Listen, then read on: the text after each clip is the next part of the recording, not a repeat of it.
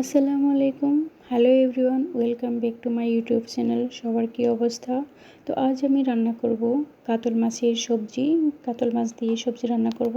তো প্রথমে আমি এখানে 4 পিস কাতল মাছ নিয়েছি পরিমাণ মতো হলুদের গুঁড়া, মরিচের গুঁড়া, লবণ। এবার ভালোভাবে মাছটাকে মাখিয়ে নিয়ে নেব। মাখানো হয়ে গেলে এখানে আমি দিয়ে দিব আলাদা একটা কড়াইতে পরিমাণ মতো তেল। দেওয়ার পরে মাছটা এক এক করে মাছ দিয়ে নেব। এবার ভালোভাবে মাছটাকে ভেজে নিব।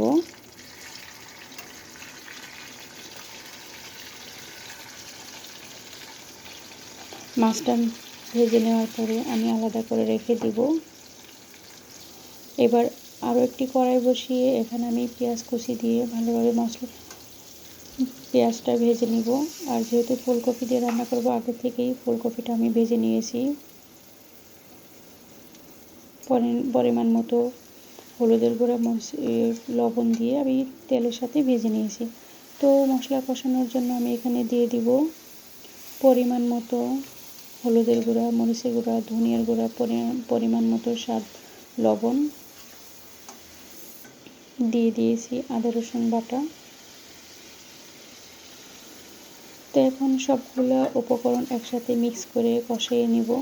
আর তরকারি কষানোর মধ্যেই স্বাদের ডিপেন্ড আসে। যত কষানো যায়, মশলা ভালোভাবে কষালেই যে কোনো তরকারি খেতেই ভালো লাগে। তো আমি ভালোভাবে কষিয়ে নিলাম। তরকারিটা কষানো হয়ে গেলে আমি এখানে পরিমাণ মতো পানি দিয়ে দিব। এবার ঢাকনা দিয়ে ঢেকে দিয়ে ভালোভাবে জাল করে নিব। তরকারি যখন বলক উঠবে তখন আমি মাছটা দিয়ে নিব।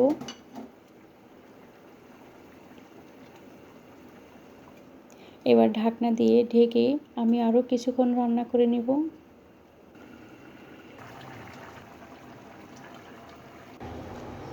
এই তো মোটামুটি রান্না করা কমপ্লিট। তরকারির ফাইনাল লুক।